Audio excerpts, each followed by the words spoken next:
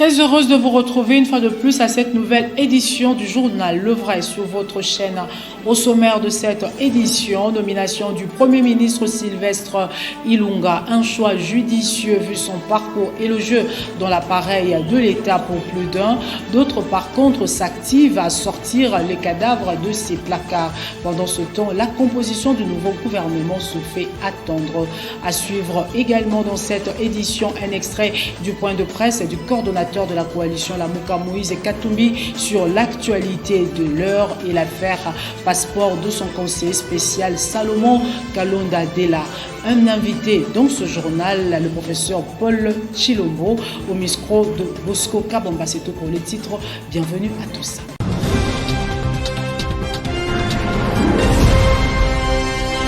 Après la nomination de Sylvestre Ilunga Ilukamba comme Premier ministre par le chef de l'État Félix Antoine Tshisekedi, l'heure est au partage des postes qui sont ministrables. S'interroge plus d'un des détails dans cet élément. Suivez. À peine nommé, le Premier ministre Sylvestre Ilunga Ilukamba doit passer à l'étape suivante, celle de choisir avec soin les membres du gouvernement.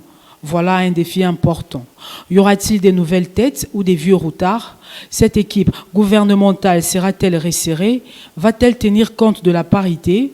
Quelle sera la place des jeunes? Les élus vont-ils rentrer au gouvernement? Et les combattants, autres artisans qui ont emmené Félix Tshisekedi à la victoire, enclenchant ainsi une première alternance au sommet de l'État, vont-ils embarquer dans ce bateau? Autant de questions qui taraudent les esprits. Sur la toile, des noms de l'ancien régime reviennent fréquemment. Quand on sait que le chef du gouvernement n'est pas libre de ses choix, en cette période de coalition FCC-Cash, l'on attend du chef de l'État qui s'est dit déterminé de mener une lutte acharnée contre la corruption, de refuser de nommer des personnes citées dans des dossiers de malversation financière. Des réactions continuent en rapport avec la nomination de Sylvestre Ilunga Ilukamba comme Premier ministre. Dernière en date et celle de professeur Stéphane Nzita Dindita, président national du Parti du Peuple pour le Progrès du Congo, PPPC en sigle. À en croire ce dernier, le parcours éloquent dans l'appareil de l'État de Sylvestre Ilunga va le servir pour booster le pays vers l'émergence. Il est ici au micro de Justin Magnongo et Belgodor Mutombo. Regardez. Le choix de M. Ilunga, c'est un choix intéressant parce que M. Ilunga a travaillé avec Mobutu, donc il connaît les fantasmes des Djalelo, c'est-à-dire que quand on pense que c'est Seko, mais également il a travaillé avec M. Kabila le père et les fils, et il a compris aussi l'euphorie de l'illusion d'invulnérabilité. Et maintenant, il est avec le fils Tshisekedi qui, avant son départ, a dit le peuple d'abord. Je pense que le choix est judicieux de par ses valeurs morales. Je connais du professeur Ilunga. C'est un homme d'une moralité impeccable. Je pense qu'il sera à mesure de connaître les horaires commises durant la période Mobutu et les leçons apprises là-bas et les arrêts commis dans la période de Kabila 1 et 2. Ilunga sera la personne, je pense, qui peut arriver à amener les deux rives dans un parallélisme convergent. Donc, je dis à M. Ilunga, la première chose à faire dans ce Congo, c'est boucher les trous qui font sointer l'économie. Les Congos demandent qu'on bouche les trous. Les Congos sointent. On a des matières premières, mais qui sointent dans les poches des gens. On a tout, mais qui sointent. Même les contrats, les marchés publics, et ça sointe. Donc, ne pensez pas qu'on peut construire les routes. Ça ne marchera pas parce que ça sointe. On ne peut pas construire les universités ou les écoles. Ça sointe. Pas les hôpitaux, mais la première chose, Monsieur le Premier ministre, nous vous demandons de boucher les trous. Encore un professeur à la primature, nombreux défis attendent Sylvestre Ilunga et bien avant lui, d'autres professeurs ont occupé ce poste. Son résultat attendu, c'est ce que renseignent les confrères de Scoop RDC. Suivez. Sylvestre Ilunga Ilukamba est le nouveau premier ministre de l'ère Félix Tshisekedi. En République démocratique du Congo, ce n'est pas la première fois que l'on recourt aux professeurs d'université pour assumer cette fonction, dans l'espoir de sortir le pays du marasme économique. Le premier à qui le maréchal Mobutu fait appel comme premier ministre est Pinga Kasenda. Ensuite, Mabi Mulumba dans les années 80 pour élever le défi de la dégringolade de l'économie zaïroise. La recette Mabi n'ayant pas donné les résultats, Mobutu va recourir à un autre professeur, Sambo Apida. Après avoir tenté de faire revenir Kengo Adondo dans la politique de la rigueur avec le FMI n'a pas donné non plus de résultats, le maréchal va choisir Lunda Boulolo. Ce dernier va rendre le tablier après 10 mois. Il sera remplacé par Mulumba Lukoji, qui va ouvrir la conférence nationale souveraine sous la pression de l'opposition. Enfin, Likulia Bolongo sera le dernier premier ministre de Mobutu dans un contexte de conflit armé et de la crise économique. À ce jour, la République démocratique du Congo, qui se trouve être un scandale géologique, n'a pas toujours décollé. Seuls 15% de la population travaille. Le reste nage dans l'informel. Sylvestre Ilunga va-t-il réussir là où les autres n'ont pas donné des résultats attendus? La question reste posée. Et en rapport avec la nomination du professeur Sylvestre Ilunga Ilukamba comme Premier ministre, Médard Kankolongo salue l'événement du nouveau chef du gouvernement tout en annonçant une marche pacifique ce samedi pour exiger des poursuites contre tous les dignitaires du régime passé qui étaient cités dans des dossiers de détournement de fonds. Éléments de Philippe Vumpi et Placide Ménère. Suivez. Médard Kankolongo, président du parti politique Congo en avant, salue la nomination de Sylvestre Ilunga au poste du Premier ministre et met en garde le flatteur qui environne le président de la République. Et le Premier ministre vient d'arriver, le président de la République a besoin d'être accompagné pas par des flatteurs, mais en posant des actes qui allent dans le sens d'aider la classe en passant par la jeunesse. Profitant de l'occasion, l'initiateur de la plainte contre le dignitaire du régime Kabila, cité dans le dossier de détournement, annonce une marche pacifique ce samedi 25 mai pour exiger l'ouverture de l'enquête. Il nous a envoyé à déposer la plainte, c'était sous votre barbe. Aujourd'hui, je peux vous confirmer, nous tendons maintenant, après 2 mois, rien ne marche. Et nous profitons de votre micro pour interpeller le Kino, pour leur dire que le 25, c'est samedi, nous allons marcher pacifiquement en respectant les lois du pays pour juste demander que le procureur général de la République puisse ouvrir des enquêtes afin que ces gens soient entendus et que l'argent qui revient à la République, parce que vous savez, on est un pays où on est 90% des jeunes chômeurs. La classe moyenne pose problème. Mais il y a des intérêts, plus de 1 milliard de dollars que ces gens ont pris. La joie était au rendez-vous au siège national du PPRD dans la commune de Lagombe. Le Premier ministre Sylvestre Ilunga et la présidente de l'Assemblée nationale Janine Mabunda, tous deux cadres du PPRD, ont été officiellement présentés par le secrétaire permanent Emmanuel Ramazani Chadari aux autres cadres et militants ainsi qu'au public. Une occasion pour Chadari de rendre hommage à l'autorité morale du FCC, Joseph Kabila, et au chef de l'État Félix Tshisekedi pour la nomination du Premier ministre. Au sein de l'opinion, le nouveau Premier ministre n'est pas épargné des critiques quant à sa gestion à la tête de la SNCC, également au dossier occulte qui remonte à la conférence nationale souveraine. Direction Lubumbashi, Moïse Katumbi, coordonnateur de la coalition Lamouka et président de Ensemble pour le changement, a tenu une conférence de presse au cours de laquelle il a balayé l'actualité politique de l'heure et également donné sa position en rapport avec l'affaire passeport de son conseiller spécial Salomon Kalonda Dela. Nous vous proposons cet extrait de Peter Tiani et Arnaud Massamba. Suivez. D'abord, moi-même, j'avais un problème de passeport. Parmi vos amis journalistes, il y a des jeunes gens qui m'ont vu jouer au football. Chez nous, qu'on appelle les Kifumpa. Ils connaissent très bien ma famille. Moi-même, on m'avait privé mon passeport. Moi, je crois que les conseillers, mon conseiller à moi, c'est un jeune frère. Jusqu'à aujourd'hui, il n'a pas encore eu son passeport, mais c'est un problème que nous allons résoudre. Le problème de passeport, tout Congolais a droit à son passeport. Donc, moi-même, j'étais victime. Peut-être c'est une maladie qui est de mon côté de la famille, parce qu'après moi, c'est mon conseiller. Donc, je ne sais pas le prochain, ça sera qui. Donc, c'est un problème que nous allons résoudre. Et il va revenir au pays, il aura son passeport. Retour à Kinshasa avec cette affaire de diamants qui oppose Basile Olongo et Lambert Mende Omalanga.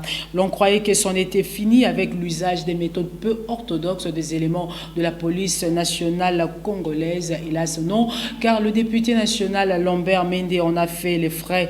En effet, cité dans une affaire de diamants de 87 carats extraits à Lodja dans la province de Sankourou par des creuseurs artisanaux, ce député national a été brutalisé par les éléments de la police nationale congolaise, à l'instar des honorables Franck Diongo, né Mwandantsemi et Martin Fayoulou. Cette situation n'a pas laissé indifférente Janine Mabunda, la présidente de l'Assemblée nationale, qui a invité le vice-premier ministre AI de l'Intérieur et de la Sécurité, Basile Olongo, pour être entendu sur cette arrestation illégale. Le député Lambert Mende a été interpellé de la mauvaise manière par les éléments de la police. Je suis le vice-premier ministre, ministre en charge de l'Intérieur et Sécurité. Et que même si on a vu la présence des éléments aussi de FARDC à côté de la police, le député Lambert Mende jouit de ses immunités et la manière... la procédure utilisée par le directeur du renseignement de la police nationale n'était pas bonne. Alors c'est pourquoi le bureau m'avait appelé pour en savoir plus et condamner ces comportements de nos éléments de la police. Il est vrai que je suis responsable du ministère de l'Intérieur. La police fait partie du bras séculier de notre ministère. Depuis hier, déjà j'avais instruit le commissaire général de la police de pouvoir me donner de plus amples informations sur ce qui est arrivé et ce qu'on doit prendre comme mesure rapidement. Alors j'ai pris la mesure de pouvoir suspendre le directeur général de la police, du renseignement de la police, le général Awachango, qui doit du reste être mis à la disposition de la justice pour qu'il explique ce qu'il a fait. Ce n'est pas normal à l'endroit de députés. Les députés nationaux ont les immunités pour pouvoir les respecter. Peut-être demain après-demain, ça sera mon bureau. Je reviens à l'Assemblée. Donc, on doit respecter les immunités des députés. Un député n'est pas un malfrat qu'on peut prendre n'importe comment. Il y a de la manière. Finalement, la pierre au cœur de l'interpellation musclée de Mende n'était pas un diamant. Selon les confrères de Desk Eco, le centre d'expertise, d'évaluation et de certification de substances minérales précieuses et semi-précieuses a rendu son verdict. La pierre qui était au cœur de cette interpellation brutale n'est pas un diamant. Cette expertise s'est faite en présence de la délégation de Lambert Mende Omalanga, accompagnée du ministre provincial des Mines du Sankourou et de cadre du CEEC. Les tests de résistance à l'aide d'une aiguille de borason et l'examen de conductivité thermique ont déterminé que la pierre de 87,20 carats présentée n'était pas du diamant.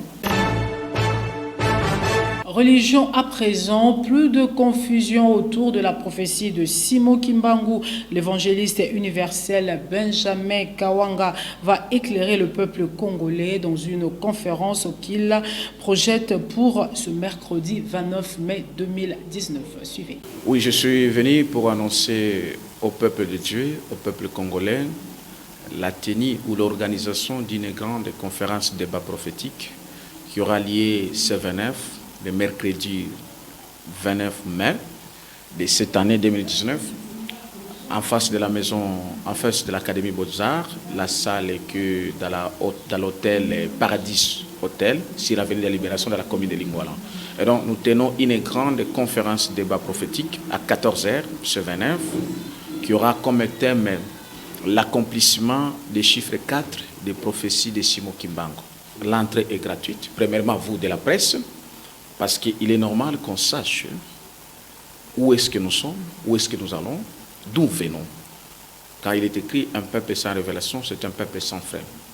Et qui était Simon Kimbangu? Toutes ces questions, est-ce que les chiffres 4 qu'avait prophétisé Simon Kimbangu étaient faux prophètes ou pas? D'autres qui disent qu'il était Dieu, est-ce qu'il était Dieu ou pas? Il est temps que nous puissions connaître la vérité, parce qu'aujourd'hui, on semble parler au peuple de Dieu que vous avez un cinquième président, alors que dans la prophétie, on parle des 4e présidents. Qu'est-ce qui est caché là-bas? Oui, cette confusion a existé. Nous allons aussi démontrer cette confusion. La lumière, elle est arrivée. Simon Kimbangu était chrétien, comme moi, et il s'est fait baptiser, et nous allons le découvrir ce jour-là. Qui est intellectuel, étudiant, étudiante, frères et sœurs, vous êtes invités pour connaître d'où va notre pays, d'où est-ce que nous allons et qu'est-ce que nous devons faire pour notre pays et pour l'Afrique tout entière, parce que l'Afrique tout entière nous attend. Donc toutes les questions universelles ont droit d'être posées sur le pays, sur l'Afrique et l'humanité tout entière. Nous ne pouvons plus vivre ce que nous vivons. Un invité dans ce journal, suivez.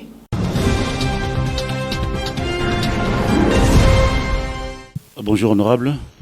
Bonjour Bosco. Vous êtes l'invité du journal, vous êtes député pour le compte du parti l'UDPS. Aujourd'hui, l'actualité, la crise qui s'est vue au sein du parti. D'aucuns estiment que c'est le président Félix Tshisekedi qui est à la base de cette crise. Que pensez-vous? Non, mais attends. D'abord, merci pour votre invitation. Non, il ne faut pas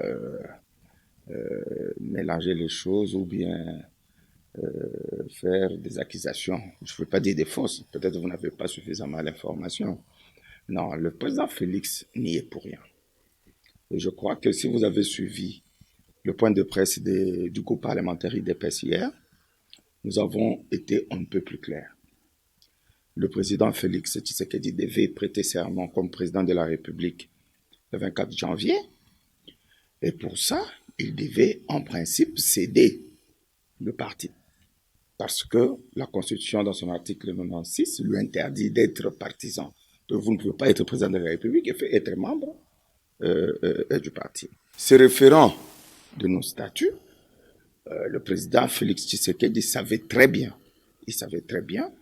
que les statuts prévoient un directoire pour la période de transition du moment où lui, la Constitution lui interdit. Or, il a lui-même, le président Tshisekedi, signé une décision nommant les membres, quelques membres de la Convention démocratique, parce qu'il y a des membres qu'il doit nommer et les autres sont statutaires. Désignant ces 55 membres, il a même signé une autre décision pour la mise en place de cette Convention démocratique. En ce moment-là, les 3 structures dont le président devait faire l'intérim étaient complets. Mais pendant ce temps-là, entre la mise sur pied du directoire, la mise sur pied de la Convention démocratique, le parti devait être géré. Et c'est dans ce sens qu'il avait signé un document nommant le président, le secrétaire général. En violant le statut du parti. Non, il n'a pas violé. Dans son article 26, honorable. Mais c'est ce que je suis en train d'expliquer. Il n'a pas vu. C'est comme par exemple, lorsque le président... Le statut ne prévoit pas, le président a d'intérim. C'est vous qui expliquez, je vous laisse le temps de vous expliquer. Dans la décision du président nommant le secrétaire général comme lui demandant de faire l'intérim, il ne l'a pas désigné président intérimaire. Non. Les documents, vous pouvez l'avoir. Il ne l'a pas désigné. Il lui a dit qu'il lui conférait le pouvoir du président pendant son indisponibilité. Il n'a pas dit que vous êtes président AI. Il faut que les choses soient bien comprises. Faudrait-il revenir au statut qui veulent que le directoire gère ou devrait-il soutenir la position du secrétaire général Jean-Marc Kabound? C'est le président du parti, pas le secrétaire général. De m'embrouiller. Vous embrouillez votre émission. Ce que je dis, c'est très important. Les gens sont en train de nous suivre. Je parle du secrétaire général, je pèse bien mes mots. Je dis, soit suivre la position du secrétaire général qui voulait faire l'intérim pendant 5 ans. Vous comprenez? Et nous, en tant que députés nationaux, nous nous sommes dit que nous ne pouvons pas laisser cette crise comme ça, que nous puissions nous impliquer, de voir toutes les parties, tous les protagonistes, afin de trouver une solution. Nous avons rencontré le président Jean-Marc, nous avons parlé avec lui, il nous a d'ailleurs encouragé de voir les autres parties, et nous nous sommes convenus que pendant ce moment que nous sommes en train de faire des consultations, qu'il y ait une trêve, qu'on ne prenne pas un acte qui va nous mettre en difficulté. Mais malheureusement, pendant cette période de trêve, le président Jean-Marc a nommé Augustin Kabouya comme secrétaire général. Et c'est ce qui a accentué encore la crise.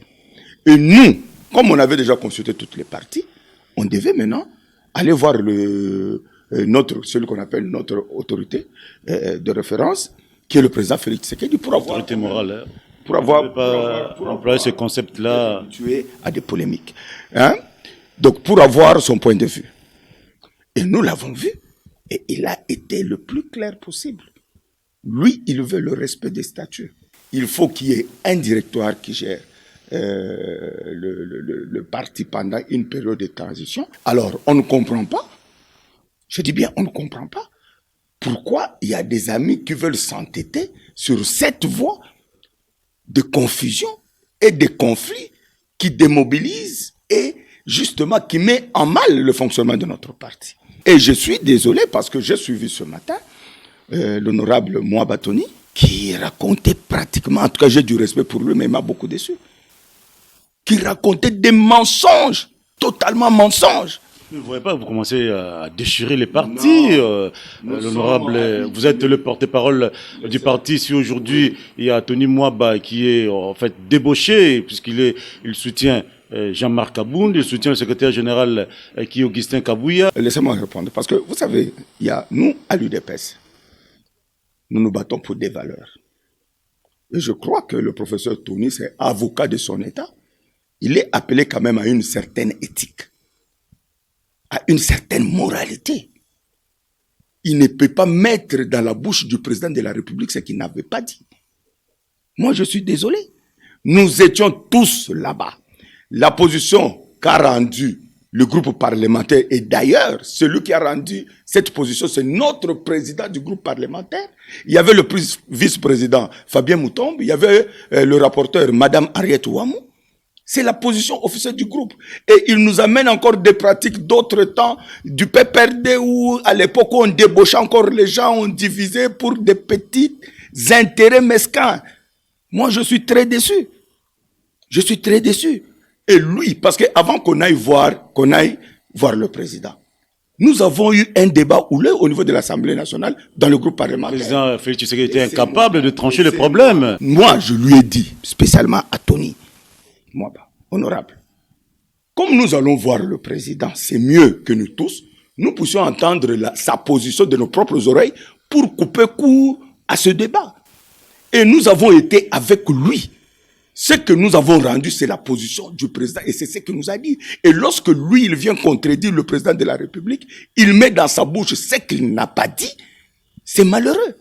Et c'est malhonnête de sa part. Ça, je le dis ouvertement. Je suis très déçu qu'il ne nous amène pas ce genre de pratique. Nous, à l'UDPS, on ne se bat pas pour ça. Qui sont les députés récalcitrants? C'est vous, c'est les camps de Tony Mouaba et tout ça. Je vous dis que la position a été donnée par le président du groupe parlementaire UDPS, le professeur Léon Moubikaï. Donc les camps Tony Mouaba, ce sont les camps de... Ils font les aventures. Et eux-mêmes savent pourquoi ils sont en train de faire ces aventures. Là, le parti est affaibli. Non. Le parti, c'est vrai, il y a une crise qui sera résolue. Moi, je suis convaincu que la crise sera résolue. Même l'autorité morale, vous ne voulez pas qu'on emploie le terme, le concept, comment l'autorité morale, il est sur place, mais comment il n'arrive pas à résoudre ces problèmes, à résorber ça? Il est totalement impliqué pour résoudre ce problème. Que ceux qui estiment qu'ils veulent gérer le parti, mais nous avons dit qu'on va au Congrès. Si on va au Congrès, c'est pour élire le nouveau président. Si mon frère Augustin Kabouya réellement il veut gérer le parti, Mais qu'il attende le Congrès, il sera le nouveau président du parti. Où est le problème? Là, vous donnez la position du parti en tant que porte-parole de l'IDPS ou en tant que député faisant partie du groupe parlementaire? Non, ici je parle en tant que député national, élu de la Tchangou, membre du groupe parlementaire UDPS au Parlement. Est-ce que vous ne serez pas chassé du parti? Vous savez, attends, si vous connaissez l'histoire de ce parti a été créé par des députés. Les 13, on me dit bien les 13 parlementaires. S'il y a des gens qui peuvent parler au nom de ce parti, des gens qui ont la légitimité, parce que nous tous, nous avons été aux élections. Qui était élu et qui n'était pas élu? C'est nous qui pouvons parler, parce que nous, au moins, la base nous a fait confiance. Vous comprenez, mais vous parlez au nom de qui? Parce que vous étiez même candidat, on ne vous a pas élu. Donc, en fait, allusion à Augustin Kabouya. Non. Il n'a pas été élu. Il est très populaire. Moi, je vais dire ça. Pas élu. Non, c'est pas mon problème. Oui, honorable. L'actualité, c'est également l'arrivée de Moïse Katumbi qui est venu au pays. Les autres disent qu'il vient soutenir le président Félix Tshisekedi. Moi, je suis, il a dit qu'il est venu faire l'opposition républicaine. On en a besoin dans ce pays. Personne n'a le monopole de la vérité ou de la connaissance. Donc, tout ça, on a besoin d'un bateau pour nous critiquer. Puis, on va que côté qu'on a bobungi ça. Démocratie en Owana. Donc, dans notre temps, Bozu passeport, il y a Salomon Skadela, Bino Bokanyango, Bokopesa. C'est qui? Salomon. Nenani, qu'est-ce que c'est? C'est le financier de M. Moïse Katumbi. Ah, vraiment, il y a un moment au Congo, il y a une difficulté. Moïse yé mogonanu mukolombongo les milliardaires totiki yaye mais tokangi financier. Est-ce que ça a un sens? Et puis en début nazo mona oso ki fachi akangi soki passeport ezaye ya financier de président. Ozo kate oyebi yango bilonde bokangi boko pesa e. Na yebi anwa za ba buso bana. Boko tsa tala. Félix est président de la République. Ceux qui ont un passeport, c'est qu'il y a des raisons valables. Ma raison ni oyebi. Nana yebi te na yebi manga mona te pesa musana ngati. Bino ne vous pesa ngo importance ko beaucoup ya on a le bien. On m'a besoin de ba boy. Moi besoin na mboko to vida opposition discours. Débat à la soute. Yo ki ba débat comme ça. Oh ba kangi passeport ouais. Biso to nous a une opposition. Martin Fayulu est là hein, vérité des urnes et puis divorce entre FCC et Cash hein. Alanda ma mu chef Nazoro bakuna, coordonnateur à la Muka. Alors bibo trebloka ba vérité des urnes wana. Lui il est pragmatique. Vous avez peur de Jean-Marc Kaboun, puisque si lui reste le président du parti en 2023, c'est lui qui sera le candidat pour le compte de l'IDPS. 2023 Ah Et Fachi, il est où? Il a un mandat de 5 ans. Oui, mais après 5 ans, il sera encore notre candidat. Fachi sera notre candidat. Pour le compte de quel parti? UDPS. Puisque Jean-Marc Kaboun est là, c'est lui le président. Hein. Non, c'est pas ça. C'est-à-dire que nous allons au Congrès pour désigner notre candidat président de la République. Ça ne veut pas dire que quand tu es président du parti, automatiquement tu es candidat président de la République. Non, c'est faux. Et c'est ce qu'on veut faire croire aux gens que ce n'est pas ce que disent nos statuts. Etienne Tshisekedi, c'est un esprit, c'est une vision, le sphinx. Bon, on a comment il en a bino, aïe, bokundie, parti pe kundami. Jamais. Au moins, partout. Modèle Babundi Sayango. Au bout de tout le monde, Jean-Marc Kabundo Zelode. Ah, pesé, hein? Ah, pesé n'était. Te. Azo pesé na mais au point yanini ke abo ma parti. Te akokate. Hein? Au moins, partout. Maréchal Mobutu. Abundi Sayango akokate. Musée. Azo kutu Tshisekedi a reléga. Akokayangote. Joseph Kabila oyo nini basalite ba débauché ba Chibala kutu a multiplié ba IDPS ba nini ba memi biso tina ba tribunaux parti zali oza parti à Sphinx oza parti à Makila parti au batu ba kufela. Vous confirmez le 30 de ce mois depuis de Tshisekedi sera rapatrié au pays? Absolument. Sphinx azokota Kisasa le 30. Et puis on l'enterre le 1er. Il vient avec toute sa famille, avec notre chère maman Marthe Kassalou, qu'elle soit la bienvenue. Aya, tout ça, la Matanga, avant d'inasser pendant 2 ans. Situation n'a pas si, mais maintenant, on peut enterrer notre président dignement. Et puis, Yépe, à Lamouka, à Sokolamaï, et puis, à Bandapé, comme une vie normale. Voilà, maman, il y a président de la République. Et puis, n'importe quel président, Fachi, c'est comme le sphinx de l'Imédé, le père de la démocratie. Vous avez c'est-à-dire qu'il y a un maman. Aujourd'hui, dans notre pays, il y a 2 pères de la démocratie. Il y a Joseph Kabila qui est père de la démocratie. Il y a Etienne Tshisekedi qui est père de la démocratie. Sans débat, sans polémique pour Annie. Père de la démocratie, la raïs, comme ça, déjà raïs et coquille. Père de la démocratie. Il y a une démocratie, il y a père de la. C'est le problème, hein? Il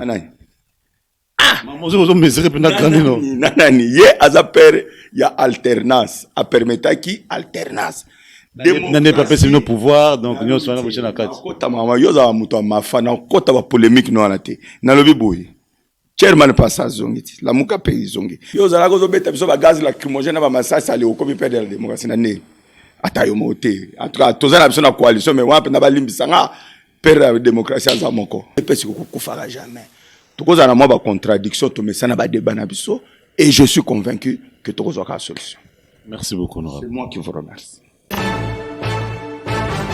C'était le professeur Paul Tshilombo, cadre de l'UDPS, qui répondait aux questions de Bosco Kabamba avant de nous quitter. Un communiqué nécrologique. Oh, kobota maizalaka esengo. Kasi mokolo totikaka mokili mpona kozonga na maboko na tata.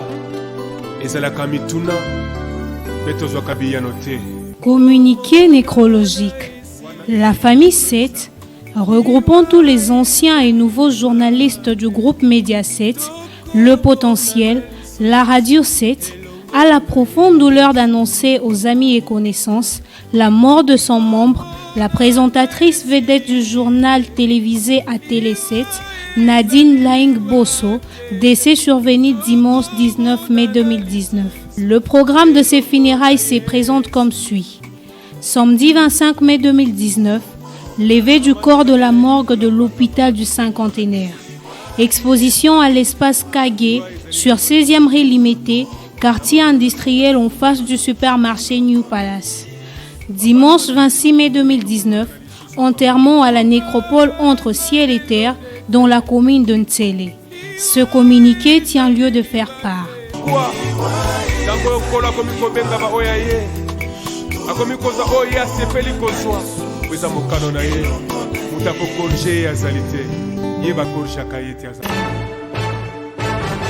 C'est sur cette triste nouvelle que nous bouclons cette édition. Merci de la sympathique attention que vous nous avez accordée à Lubumbashi ainsi que partout ailleurs dans le monde.